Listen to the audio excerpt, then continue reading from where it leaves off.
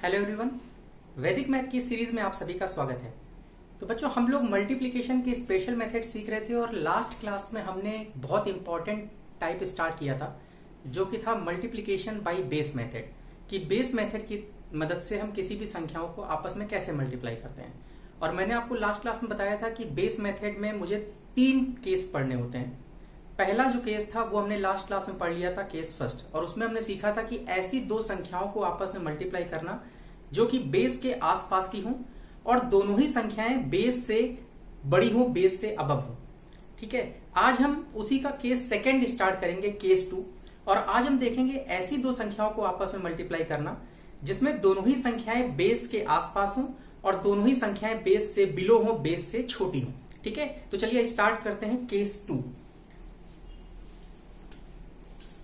Case 2 और case 2 में आज हम देखेंगे ऐसी संख्याओं को मल्टीप्लाई करना, ऐसी दो संख्याओं को मल्टीप्लाई करना जिसमें दोनों ही संख्याएं बेस के आसपास होंगी और दोनों ही संख्याएं बेस से छोटी होंगी, बिलो द बेस होंगी। जैसे फॉर एग्जांपल मैंने एक संख्या लिखी 98 और इसको मुझे मल्टीप्लाई करना है 97 से।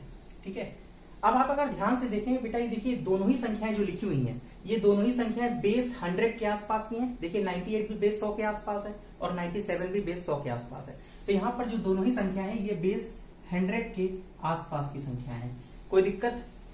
अब देखिए एक्चुअल में क्या है, और देखिए ध्यान से देखिए दोनों बेस के तो आसपास है, साथ में दोनों ही संख्याएं बेस से छोटी हैं। देखिए ये भी 100 से छोटा है और 97 भी 100 से छोटा है। तो अब इनको मल्टीप्लाई कैसे करते हैं? देखिए सच्चाई ये है कि जो हमने केस फर्स्ट में पढ़ा हुआ था बेस मेथड, जो उसमें हमने 3 स्टेप पढ़े थे, आज की क्लास में मुझे कुछ नया नहीं सिखाना है। आप लोगों ने जो लास्ट क्लास में पढ़ा हुआ है सही मायने में आज उसी की आपको प्रैक्टिस करना है, रिवीजन करना है, क्योंकि सेम स्टेप्स आपका केस सेकंड में भी यूज होता है। ठीक है, तो अगर आपने लास्ट क्लास अटेंड करी हुई है तो यहां पर आपको कोई दिक्कत नहीं होगी। तो चलिए जो हमने लास्ट क्लास में सीखा है वही बेस मेथड हम यहाँ ट्राई करेंगे। तो आपको याद होगा फर्स्ट स्टेप क्या होता था। देखिए फर्स्ट स्टेप होता था कि हम देखते थे कि ये संख्या जो है ये बेस से कितनी ज्यादा या कितनी कम है। अब यहां पर ये संख्याएं छोटी हैं बेस से, तो सीधी सी बात है ये कम होंगी। तो हमें देखना है 98 बेस 100 से कितना कम है। तो बेटा 98 100 से कितना कम है? 2 कम है। तो 2 कम है तो यहां लिख देंगे -2, क्योंकि ये कम है इसलिए माइनस लगा दिया।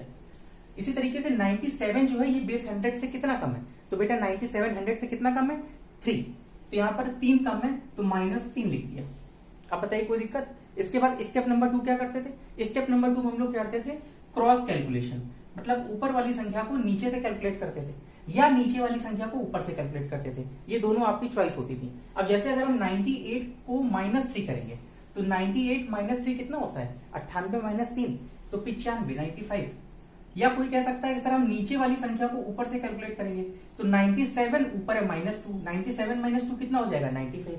तो चाहे आप ऊपर से नीचे कैलकुलेट करें चाहे आप नीचे से ऊपर कैलकुलेट करें, दोनों ही केस में जो हमारा आंसर आता है वो सेम आता है। इसके बाद स्टेप नंबर 3, थर्ड स्टेप और आखिरी स्टेप क्या होता था? जो भी ये एक्स्ट्रा पार्ट आता था इसको हम आपस में मल्टीप्लाई कर देते थे। अब खुद बताइए यहाँ -2 है और ये -3 है, तो पहली बात बताइए दोनों ही माइनस है और दो माइनस जब मल्टीप्लाई होते हैं तो रिजल्ट कैसा देते हैं? बेटा दो माइनस मल्टीप्लाई होकर हमेशा पॉजिटिव रिजल्ट देते हैं। ये आपको पता होगा कि पॉजिटिव इंटू पॉजिटिव हमेशा पॉजिटिव होता है, माइनस इंटू माइनस हमेशा पॉजिटिव होता है और प्लस इंटू माइनस हमेशा माइनस होता है। क्लियर है? ये तो सबको पता ही होगा, ये तो स्कूल में सब लोगों ने पढ़ रखा है। तो दो माइनस को अगर मल्टीप्लाई करेंगे तो रिजल्ट हमेशा हमारा पॉजिटिव आएगा।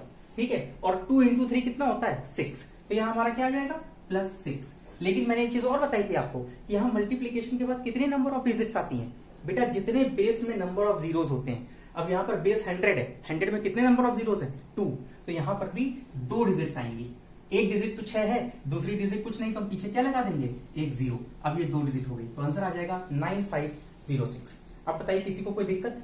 तो केस सेकंड में ऐसी दो संख्याओं को मल्टीप्लाई करना जो बेस से छोटी हो, तो इसमें भी हमें कोई चेंज नहीं करना होता। जो हमने केस फर्स्ट पढ़ा था एज इट इज वही तीनों स्टेप हमें यहाँ लगाने होते हैं। ठीक है, तो चलिए अब कुछ और क्वेश्चंस की प्रैक्टिस कर लेते हैं जिससे कि ये जो मेथड है हमारे दिमाग में अच्छी तरीके से बैठ जाए।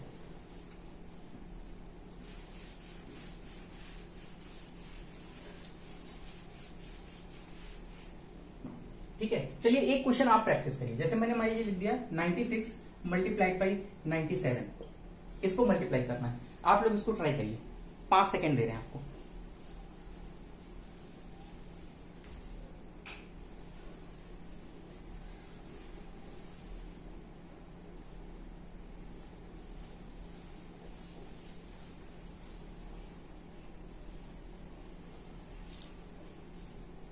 आंसर आया बेटा? देखिए मैं उम्मीद करता हूं तक सबका आंसर आ गया होगा। देखिए कैसे, हमको पता है ये देखिए दोनों ही संख्याएं बेस 100 के आसपास हैं, तो ये दोनों ही संख्याएं क्या है, बेस 100 के आसपास है। अब ये बताइए दोनों संख्या कितनी कम है? 96 100 से कितना कम है बेटा? 4 कम है, तो यहाँ लिख दिया हमने -4। क्लियर? 97 जो है वो 100 से कितना कम है? 3 कम है, तो ये 3 कम है तो -3 लिख दिया, -3। उसके बाद दूसरा स्टेप क्या होता है? Cross calculation. तो ऊपर 96 है, नीचे -3 है, तो 96 - 3 कितना हो जाएगा? 93। थर्ड स्टेप क्या होता है? जो भी ये पार्ट एक्स्ट्रा वाला है इसको आपस में मल्टीप्लाई करते हैं। ये -4 इंटू -3, माइनस माइनस पॉजिटिव बन जाएगा, और 4 और इंटू 3 को मल्टीप्लाई करेंगे, 4 3 12, तो यहाँ पर 12 आ जाएगा। और यहाँ मल्टीप्लीकेशन के बाद कितनी डिजिट्स आनी चाहिए थी? जितनी बेस में 0, यहाँ 2 0 है तो 2 डिजिट्स होनी चाहिए थी, और 2 डिजिट्स ऑलरेडी हैं, तो हमारा आंसर क्या आ जाएगा? 9312। बताइए किसी को कोई दिक्कत? सबका ये आंसर आ गया? चलिए एक दो क्वेश्चन और देखते हैं।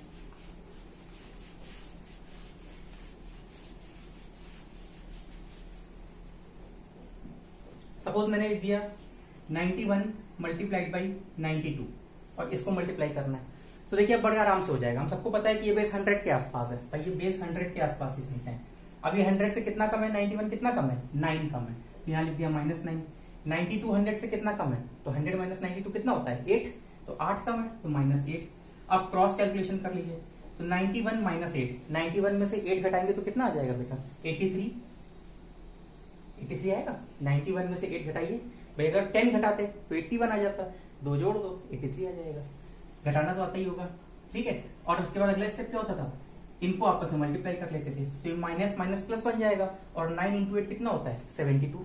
9 8 सा 72, तो यहाँ 2 डिजिट आनी चाहिए क्योंकि बेस 100 है, 2 0 है, तो यहाँ पर 2 डिजिट है। हमारा आंसर क्या आ जाएगा? 8372। किसी को कोई दिक्कत? चलिए अब बेस बढ़ाते हैं। अभी जैसे बेस 100 के आसपास की लेते हैं, मान लीजिए बेस 1000 के आसपास की संख्या ले लेते हैं, ठीक है। कोई चेंज नहीं आएगा, यही काम वहां भी करना है। जैसे मान लीजिए मैंने एक संख्या लिख दी 999 और इसको मुझे मल्टीप्लाई करना है 996 से, ठीक है। अब हमको दिख रहा है कि ये दोनों ही संख्याएं किस बेस के आसपास हैं? बेटा ये बेस 1000 के आसपास की संख्या है, 1000 के आसपास की संख्या है, ठीक है। तो ये बताइए 999 और दोनों ही संख्याएं क्या है? बेस से छोटी हैं, तो ये 999 जो है ये 1000 से कितना कम है? बेटा 1 कम है, तो ये -1 लिख दिया। 996 996 ये 1000 से कितना कम है? बेटा 996 4 कम है, तो ये -4 हो गया।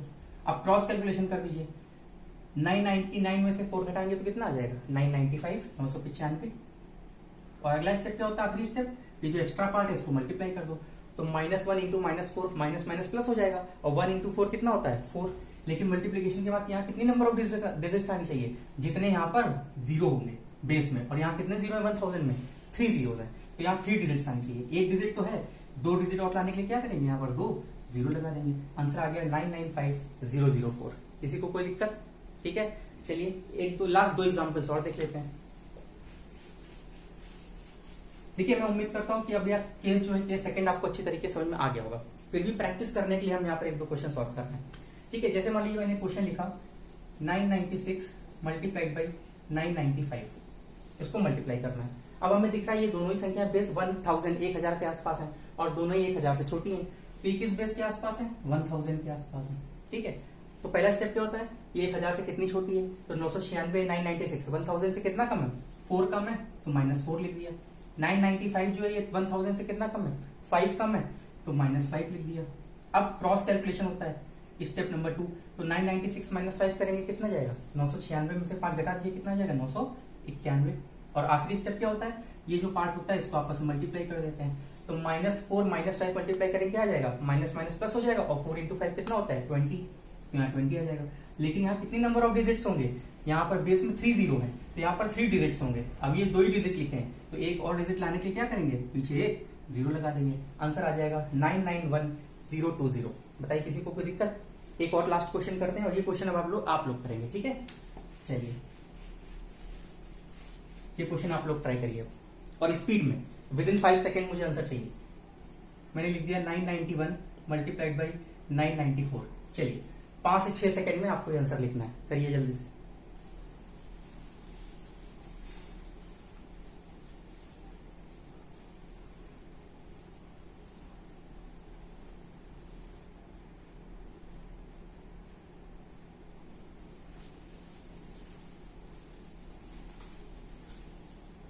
बेटा मैं उम्मीद करता हूं अब तक आंसर आ गया होगा सबका। ठीक है, चलिए एक बार आंसर मिला लेते हैं।